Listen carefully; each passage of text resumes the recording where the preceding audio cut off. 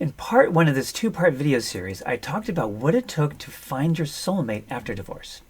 In this video, which is part two, I'm going to talk about what it takes to have a successful second marriage after divorce, or first marriage for that matter.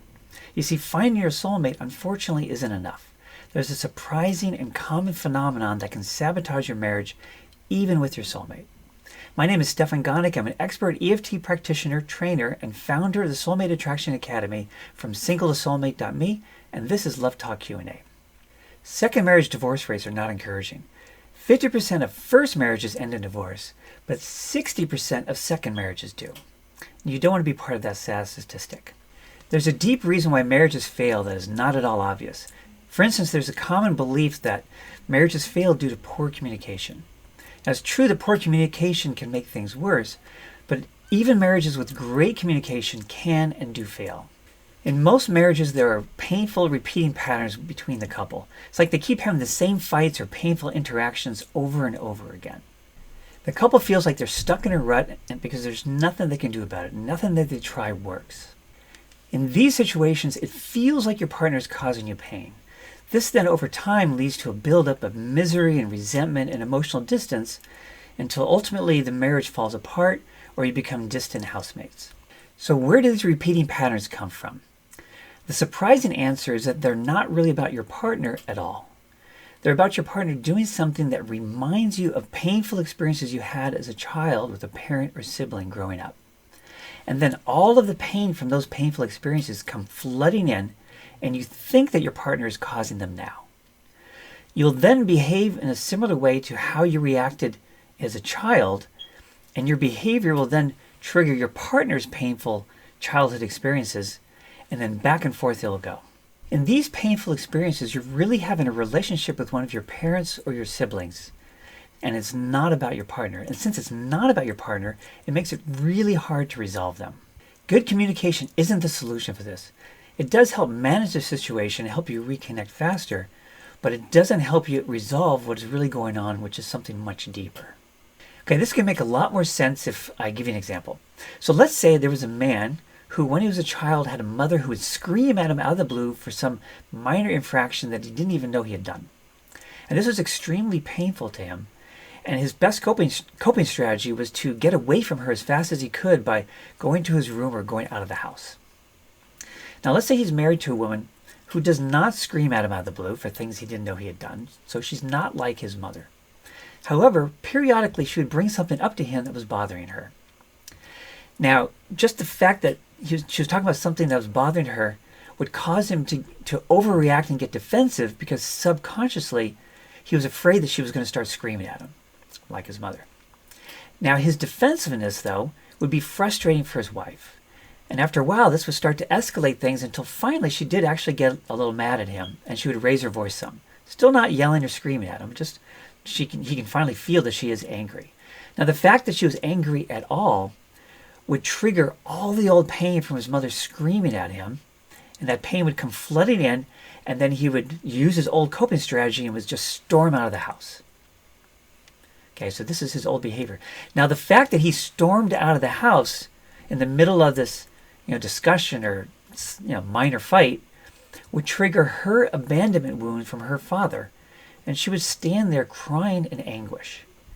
So it would trigger in both directions. It's nearly always the fact that the reactive behavior of the first person will trigger some kind of wound, excuse me, will trigger some kind of wound in the partner, so that both people get triggered.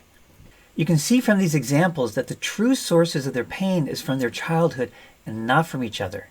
They just keep doing things that accidentally triggers that old pain. Good communication would help them recover faster and come back together more quickly, but it wouldn't do anything to address the underlying issue of triggering each other's childhood wounds, so they'd be doomed to keep repeating it. And it's important to understand that we all have this kind of thing in all relationships. It's the biggest source of pain and difficulty in people's marriages and long-term relationships. So what can you do about this? The great news is actually pretty straightforward with the right healing process. When I'm working with a couple or an individual in a relationship in this situation, we do the following 3 steps. So step 1 is we identify the painful repeating pattern, which most couples are already aware of. though the pattern may need to be clarified a bit. In step 2, we identify the painful childhood experience that's getting triggered in this pattern.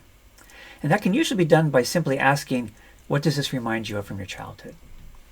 And then in step 3, we heal 2 to 3 example memories of that painful experience from childhood using EFT.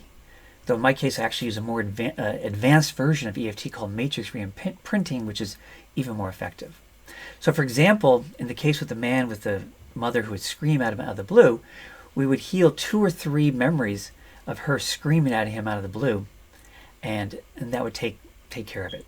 So the end result, after you do this 3-step process, is that it completely clears and eliminates that painful trigger. The painful trigger goes away.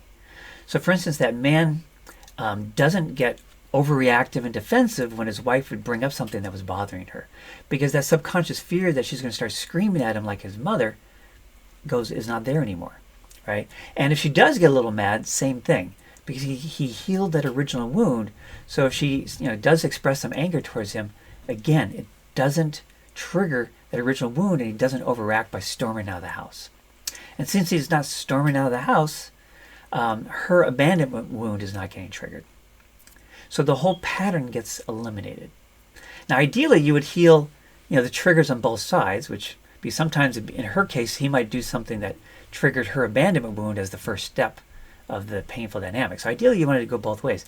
But even if you just heal the painful triggers of one person in a relationship, there's a huge improvement in that relationship because you've eliminated, a lot of these painful repeating patterns that the couple's having.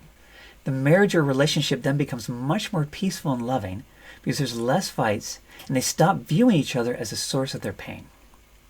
So hopefully all this makes sense.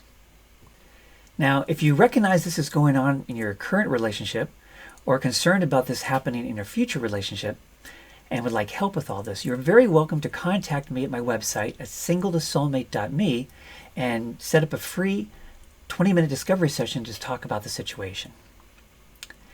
Now, if you're looking for your soulmate, I have a free mini course at singletosoulmate.me as well. It's called The 3 Secrets to Attracting Amazing Love, which talks about the 3 key blocks to finding love, and most importantly, how you can break free from them so that you can finally be with your soulmate.